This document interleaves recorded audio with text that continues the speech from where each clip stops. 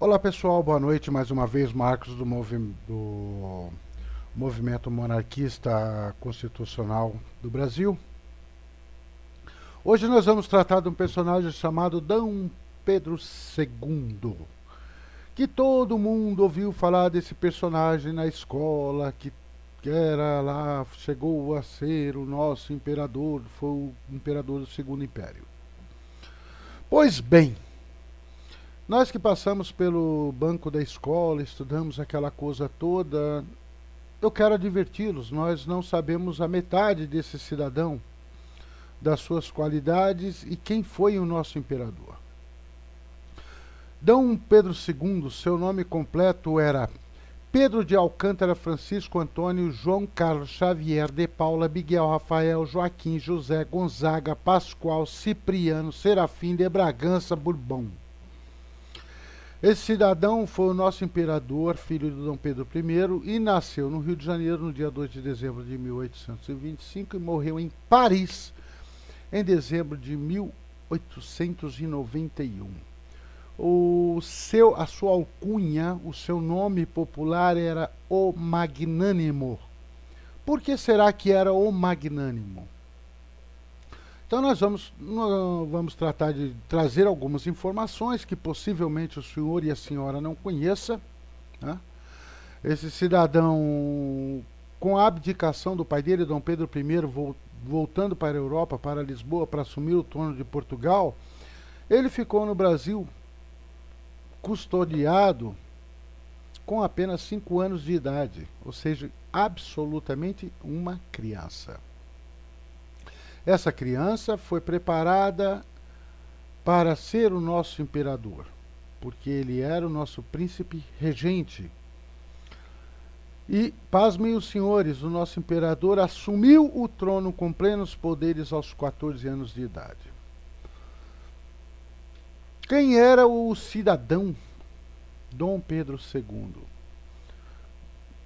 Era considerado um erudito, um conhecedor de todas as ciências, estudioso de várias ciências, patrocinador de várias ciências e patrocinador da integração das ciências, de várias ciências, o Brasil, que era uma nação jovem. Os amigos dele você não encontrava no Senado, você não encontrava na Câmara dos Deputados, você não encontrava em restaurante, no clube de golfe, você não encontrava ele no boteco, tomando pingas, cachaças, uísques e cervejas.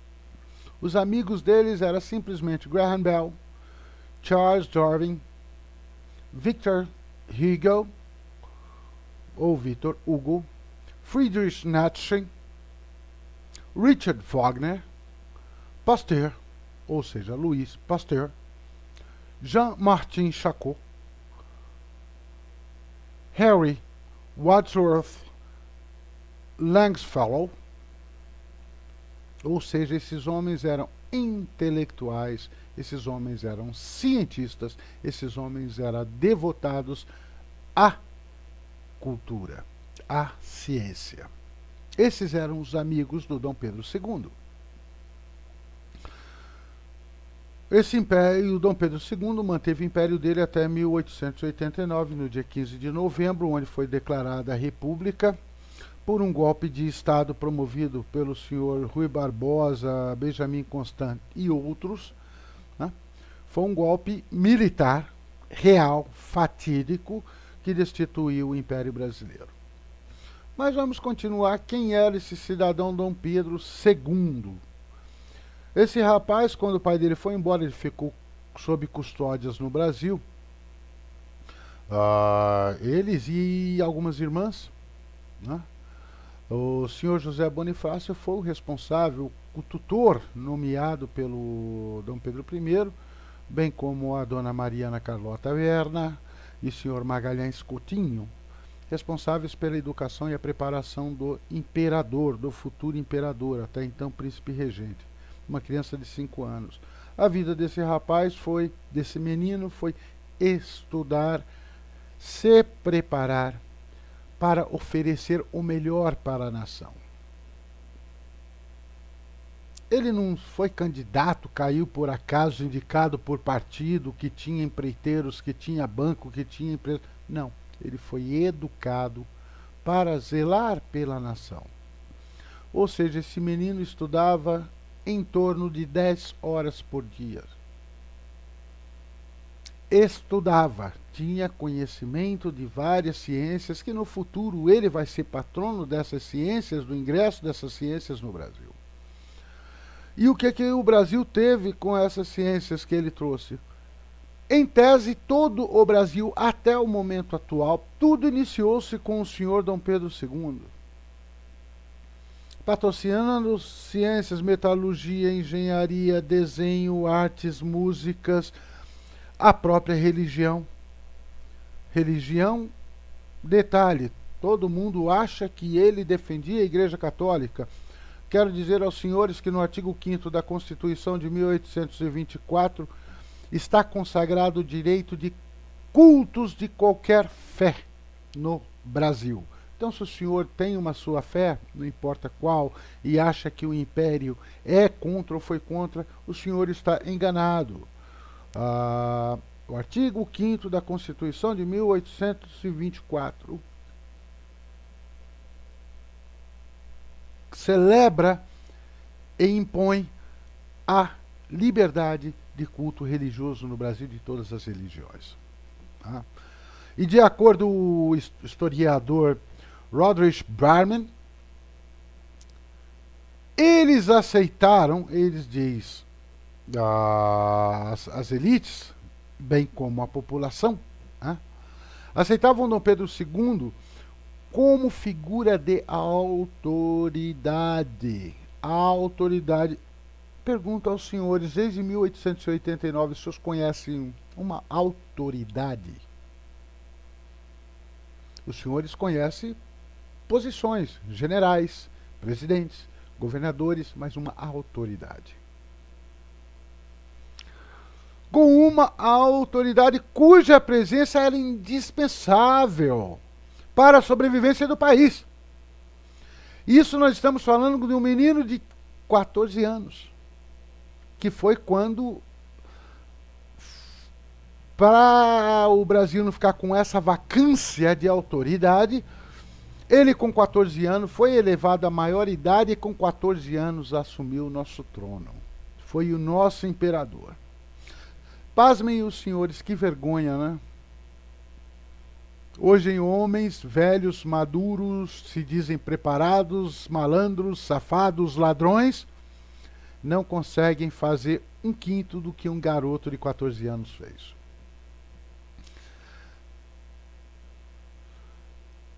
Ele era considerado o símbolo vivo da união da pátria.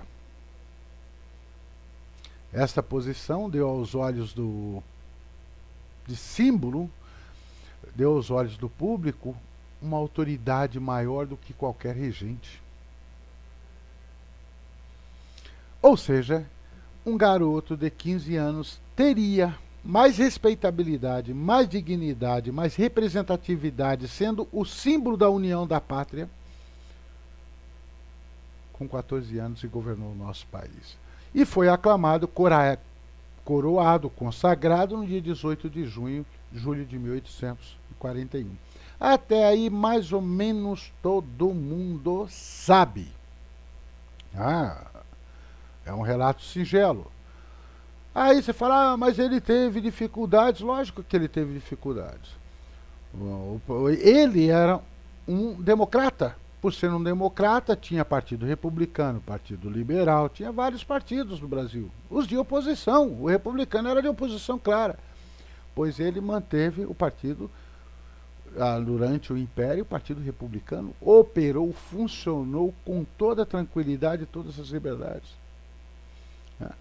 O Brasil enfrentou a Guerra do Paraguai, foi uma guerra longa, custou fortunas, comprometeu até a própria estabilidade do país, a própria autoridade de Dom Pedro II, ao ponto de ele falar que ia visitar o fronte de batalha.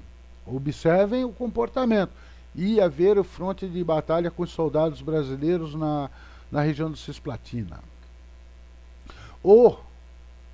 o nosso Congresso Nacional à época, ou seja, o nosso parlamento, negou, falou que ele não poderia. Porque isso eu vou daqui a pouco tratar, observem bem, que o nosso parlamento proibiu que ele fosse ao fronte de batalha visitar os soldados. Depois nós vamos voltar ao assunto, observe bem isso, fique atento.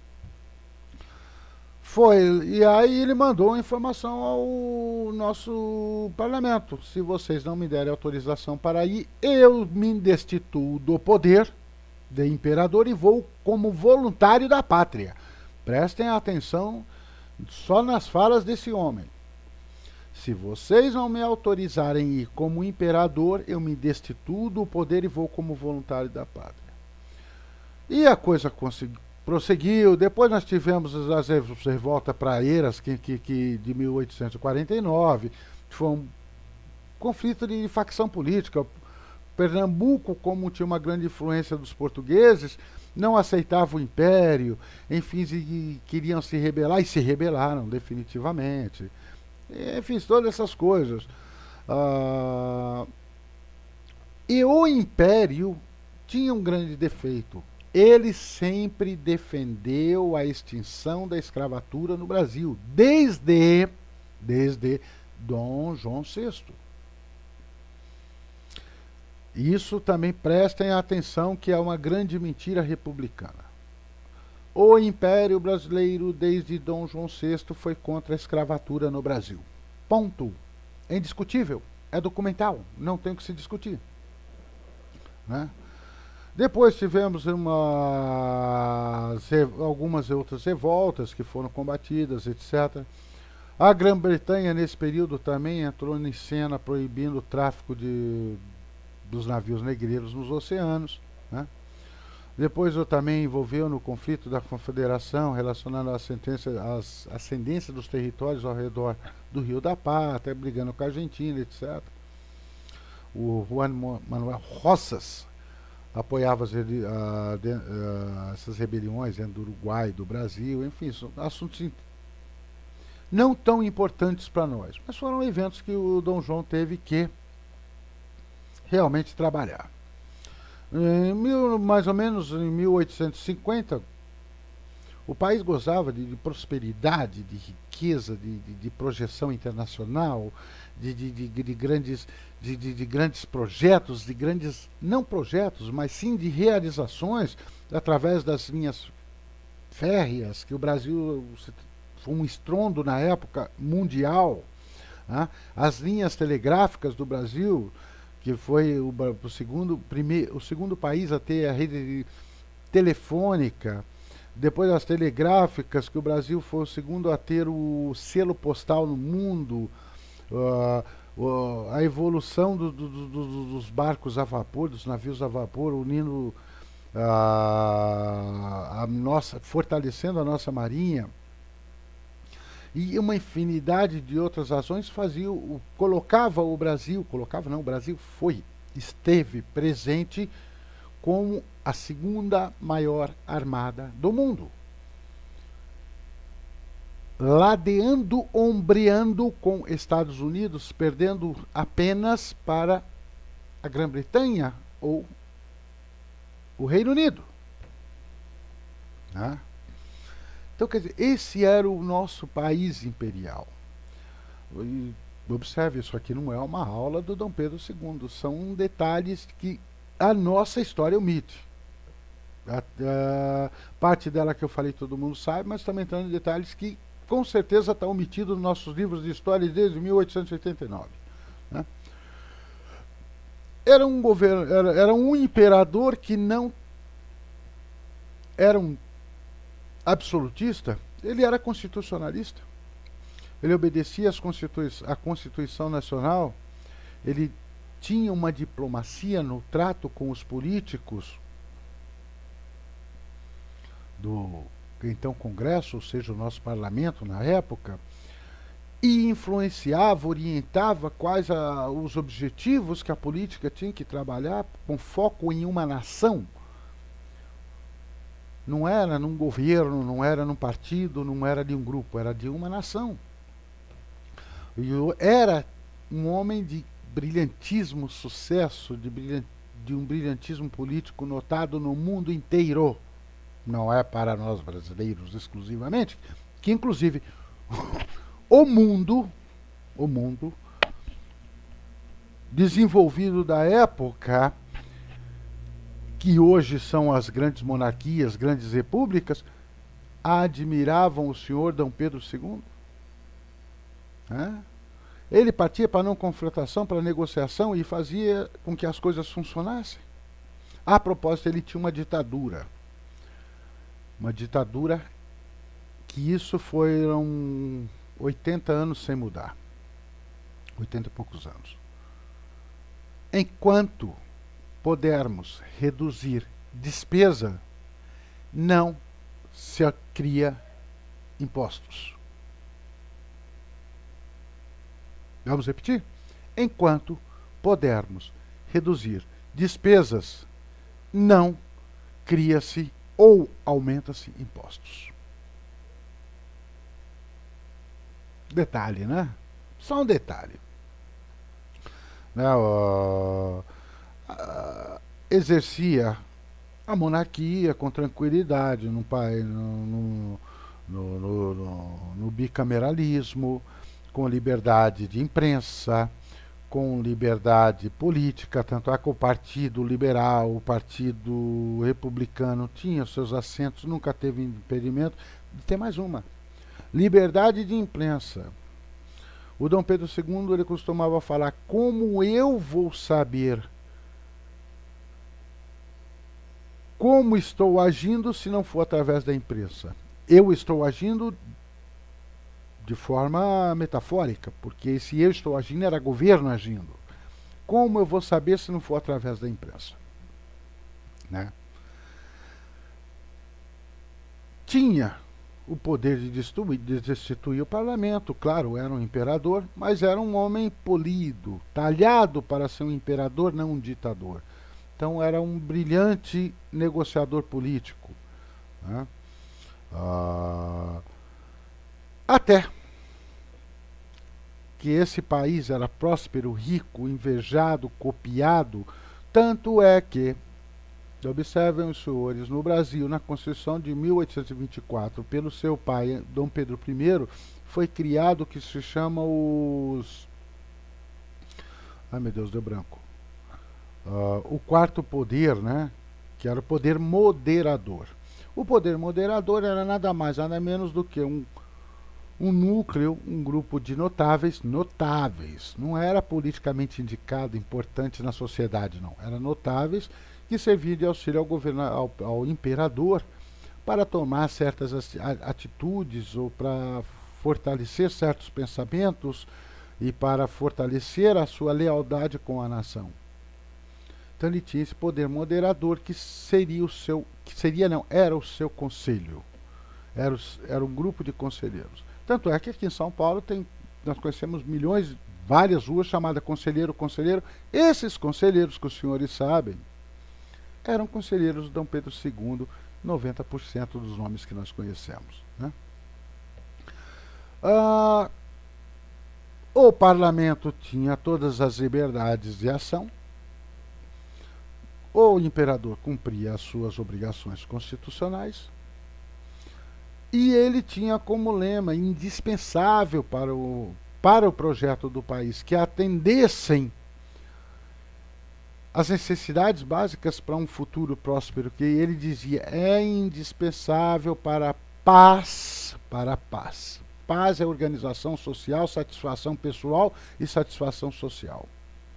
Para ser singelo, a paz vamos transferir para a felicidade e prosperidade permanente do Brasil.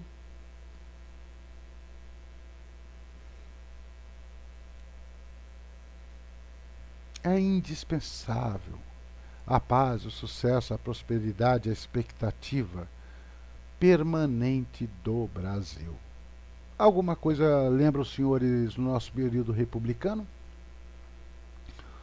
Esse cidadão casou-se com uma cidadã chamada Dona Teresa Cristina, ainda bem jovem, mas amadureceu, teve filhos,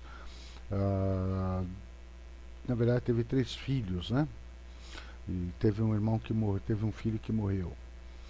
E vida que segue. Esse Dom Pedro II, ele tinha uma doença, um hábito. Bom, hoje a gente chama de doença, né? Porque a psiquiatria determinou que quem trabalha muito sofre de workaholic. Estabeleceu na expressão em inglês as workaholic. Ou seja, um indivíduo devotado, dedicado ao trabalho. Que o trabalho do imperador era nada mais, nada menos do que fazer uma gestão justa para o país, para a pátria. Ah, ah, essa prática compulsiva de ser previdente, ser cauteloso, ser zeloso com as coisas do país, fazia com que ele foi tido o magnânimo. Ele era pleno, era absoluto na bem-querência da população nacional. Não era dos ricos, não era dos milionários, não, da população nacional. Era um homem que se trajava de forma simples, de um terno preto, comum, básico, sem grandes etiquetas. Era muito simples na vestimenta e devotado ao conhecimento. Era devotado ao conhecimento, ao saber como proporcionar o seu melhor para os seus súditos, para a nação brasileira. Né? Esses detalhezinhos nossos livros das academias, das escolas, não tratam, porque ela tem uma finalidade de destruir a imagem do Dom Pedro II, Dom Pedro I, ou seja, todo o nosso império. Depois eu vou chamar a atenção de vocês para um pequeno detalhe. Né?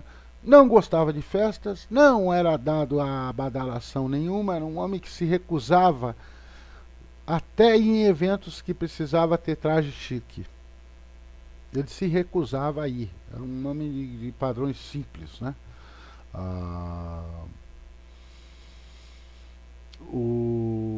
No período que ele foi governante do Brasil, ele teve uma outra grande ditadura. A ditadura de não aumentar a dotação orçamentária imperial. Dotação orçamentária imperial quer dizer a receita destacada para o império. Que nem nós temos a LDO nos períodos modernos, a Lei de Diretrizes Orçamentárias, que tudo está determinado com valores para quem vai. Ele, durante 48 anos que governou o país, ou até mais, a dotação orçamentária do Brasil era em torno de 800 mil contos de réis por ano. E era proibido o parlamento voltar a aumento. Ou seja, ele fez um governo desde menino até 1889 sem aumentar a dotação orçamentária. Que dessa dotação orçamentária, desse dinheiro que vinha para o império, para manter o império, para vocês terem uma ideia, o último governo da Dilma custou 190 milhões de dólares. E no mesmo período, o Império Britânico custou 90 milhões de dólares. Só para vocês terem uma ideia. Era proibido aumentar a dotação orçamentária. Dessa dotação orçamentária, 25% ele dedicava à formação de exponentes brasileiros em fazer cursos fora do país, na Europa, notadamente na Europa. Itália, Alemanha, França, etc.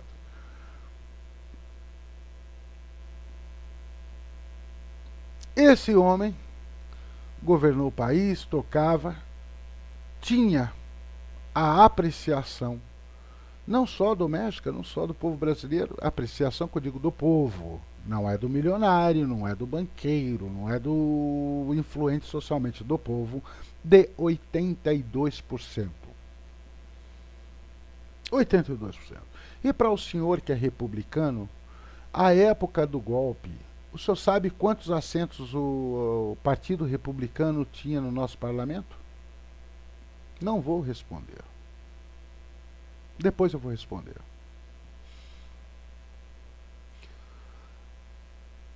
E a nossa monarquia continua, o país cresce, o país prospera, o país floresce, internamente e externamente. A nossa marinha é pujante, a nossa tecnologia industrial começa a aparecer no país, o país começa a crescer, só que ele tinha uma coisa que não agradava à elite brasileira, que era uma postura determinada de acabar com a escravidão no Brasil. Só que tinha um detalhe: a escravidão no Brasil era mantida pelo Partido Republicano, que era o partido dos grandes donos de terra. Esses donos de terra, quem produzia, quem lavrava a sua terra eram os escravos. Então, como que o Império vai falar para todo o setor produtivo que ele vai ter que parar? Então tinha uma rejeição muito forte e ele, sabiamente, foram tentando contornar, foi tocando, foi negociando inclusive com a Inglaterra, foi abrindo concessões de legislações domésticas para o fim da escravatura. Eu estou tentando aqui achar no texto que eu gravei, que eu estou aqui no meu Word, que é muitos detalhes. Lentamente, durante o período do Império, do Segundo Império, Dom Pedro II, os negros tiveram vários benefícios para sair da condição de escravo. E várias ações, vários esforços dele, da sua filha, Princesa Isabel, bem como o cidadão Rebouças, que depois nós vamos tratar a respeito. Eu vou trazer o Rebouças, que é um personagem muito interessante, que inclusive ele é colocado em cena pejorativas nos livros de histórias ou em chacotas de alguns historiadores republicanos.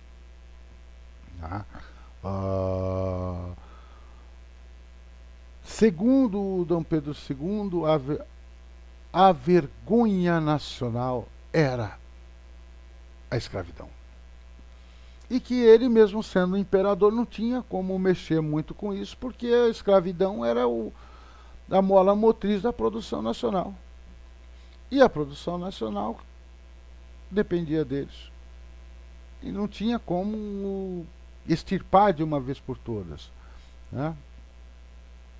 Enquanto isso, na Europa, florescia a ideia republicana, que eu já coloquei no primeiro vídeo para vocês, que a ideia republicana é uma grande fantasia, uma utopia, né? A ideia do positivismo, ou seja, tudo está de acordo com a lei, tudo está escrito, seguir exatamente o que está escrito. Isso era uma ideia nova que estava surgindo na Europa com os princípios liberais, né? E isso estava atacando toda a monarquia, em toda a Europa, em todo o mundo, né?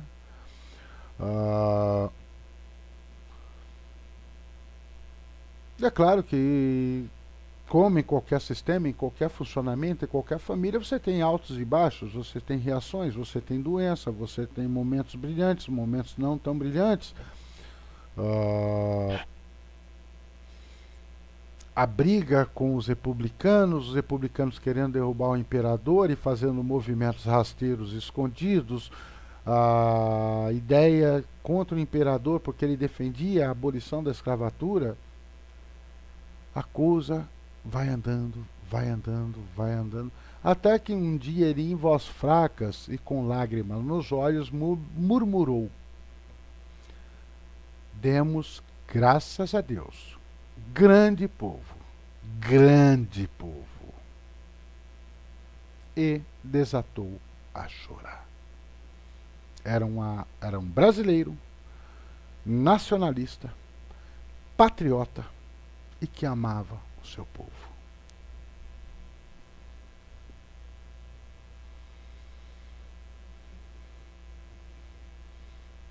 Esse era Dom Pedro II. Isso foi parte da nossa história republicana. Isso o senhor não sabia, eu tenho certeza que o senhor não sabia, né? Até que um certo dia a Dona Princesa Isabel declara a libertação dos escravos na Lei Áurea. Vamos ter mais detalhes a respeito quando tratar da Princesa Isabel, né? E aí realmente foi o golpe fatal, porque os republicanos, contra esta ideia da libertação dos escravos, reagiram. Como reagiram? Fizeram um golpe. Fizeram rebelião militar, fizeram um golpe. Agora eu vou falar, sabe quantos assentos o Partido Republicano tinha no nosso parlamento à época do golpe? O senhor vai falar, deve ter sido a grande maioria? É, bem razoável o seu raciocínio. Não, senhor. Eles tinham 2 assentos. Então eles não tinham apoio político, porque o imperador tinha 92% de apoio popular. Né? O golpe foi proclamado pelo senhor Marechal Deodoro da Fonseca no dia 15 de novembro, um dia que ele estava adoentado. E aí eu vou dizer para o senhor, essa república que nós louvamos hoje, que achamos que ela é brilhante, que ela foi linda, que ela foi maravilhosa, não foi.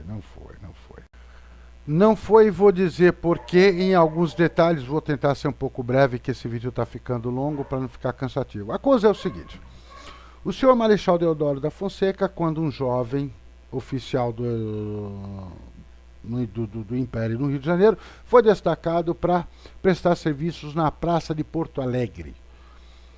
Lá chegando, ele se estabeleceu, passou a morar em Porto Alegre no exercício da função, até que nas suas relações sociais, nas suas relações comuns de vida, ele conheceu uma moça chamada Dona Adelaide.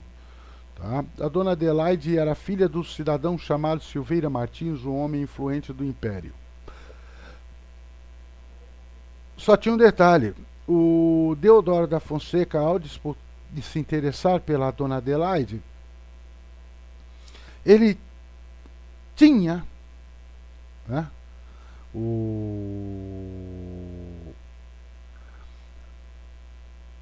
o Silveira Martins, na verdade, correção, não era o pai da Dona Adelaide. Ele era o outro interessado na mão da Dona Adelaide, me perdoe. Ou seja, seria um concorrente da mão da Dona Adelaide com o Marechal Deodoro da Fonseca. A conclusão, o Silveira Martins casou-se com a Dona Adelaide e o seu Deodoro da Fonseca perdeu a briga. Com essa briga, com esse descontentamento e essa tristeza, é lógico que há de se presumir que o Silveira Martins tornou-se inimigo de morte, inimigo de honra do Marechal Deodoro da Fonseca, até que o Dom Pedro II, num certo dia, a certa altura, queria trocar o primeiro-ministro Visconde de Ouro Preto por um outro ministro. E o que aconteceu? O senhor Rui Barbosa, Benjamin Constant, Quintino Bocaiúva correram aos ouvidos do Marechal Deodoro da Fonseca, dizendo que o nome que o imperador ia colocar para ser o chefe dos ministros seria o Silveira Martins, quanto não era da verdade. Na verdade, ia ser o Visconde de Ouro Preto. Mas ele, sabendo da desavença do Marechal Deodoro da Fonseca com Silveira Martins, fizeram essa cena caótica, triste e lamentável, coisa de moleque.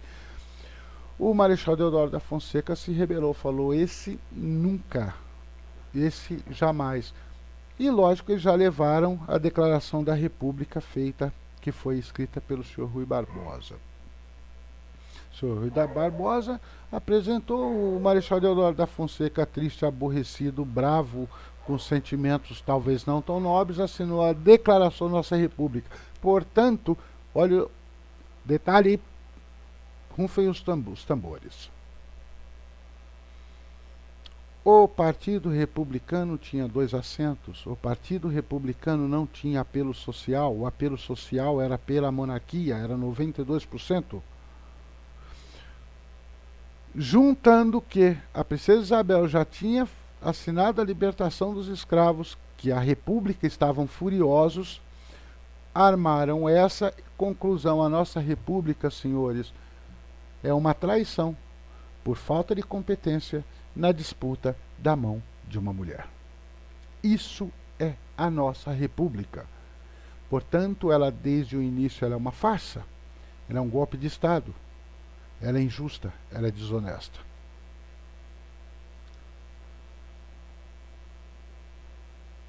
lamento ao senhor republicano dizer: a monarquia é honesta, é digna.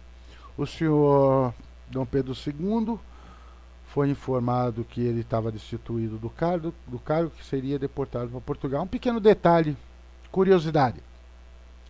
Quando estava se discutindo o que fazer com a família imperial, porque era comum da época, quando a República ascendesse ao poder, matar todas as famílias imperiais, todo mundo sabe disso, só que ninguém quer falar. A República degolava as pessoas. Como era essa prática, o que fazer, só que o Marechal Deodoro da Fonseca era devedor de favores, que o seu Marechal Deodoro da Fonseca era órfão de pai, e quem custeou toda a formação dele no Brasil e fora do Brasil foi o cidadão Dom Pedro II, com dinheiro particular. Tá? Particular, não era do Estado, não. Eis que nessa confusão aparece um certo cadete, possivelmente sacou e desfraldou o seu sabre ou espada, e falou ao Marechal Deodoro da Fonseca: me dá autorização que eu mato todos eles. Esse cadete chamava-se Cardoso. Sabe quem é ele? Avô do Fernando Henrique Cardoso. Que beleza, né? É lindo, é fantástico a nossa república. Ela é digna. Digna de orgulho dos bravos. Que lixo. Que decepção. O meu país está na mão dessa república. Dom Pedro II foi deportado para Portugal. 3 meses depois, a sua esposa morreu, Dona Teresa Cristina. 3 semanas depois, ela morreu, a Dona Teresa Cristina, em Lisboa. O senhor imperador do Brasil, Dom Pedro II, não tinha dinheiro para pagar as exéquias ou os funerais da sua senhora, o que foi pago por um português rico que conhecia a situação dele. Igual os nossos presidentes. Esse nojo de república, essa forma de governo.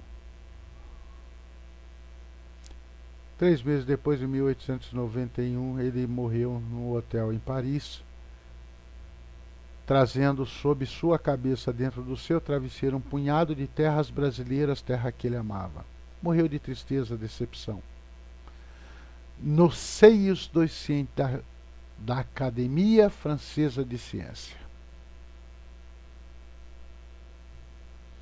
Não levou R$1 do país. Não furtou R$1 da nação. Isso é Dom Pedro II. Isso é o nosso período imperial. Isso é a monarquia nacional. Que me dá orgulho. E se eu fosse o senhor? Se o senhor é um homem de bem, se você é um homem de bem, se você é a galera do bem, está confirmado. Você é monarquista. Você é monarquista. E a nação precisa dos monarquistas para resgatar a nação dessa república malfadada, injusta, desonesta. Vamos interromper o vídeo, morre por aqui. Se você gostou, dá um okzinho. Se inscreve lá, fica recebendo. Fala com seus amigos. Seja um monarquista. Engrosse nossas fileiras. Vamos salvar a nação. Se não, você não acredita que vai servir para você, vai ser para os seus filhos. Mas eu sou um otimista. Nós vamos salvar a nação para nós. Vamos resgatar. Vamos tirar da mão da República de formas legais, juridicamente legais, internacionalmente legais. Vamos conquistar a nação e dar a ela o que ela merece. Eu fico grato pela vossa atenção. Espero vê-los em breve para um novo bate-papo e novas informações. Espero que tenha sido útil. Obrigado. Nos veremos já já. Um abraço. Monarquia já.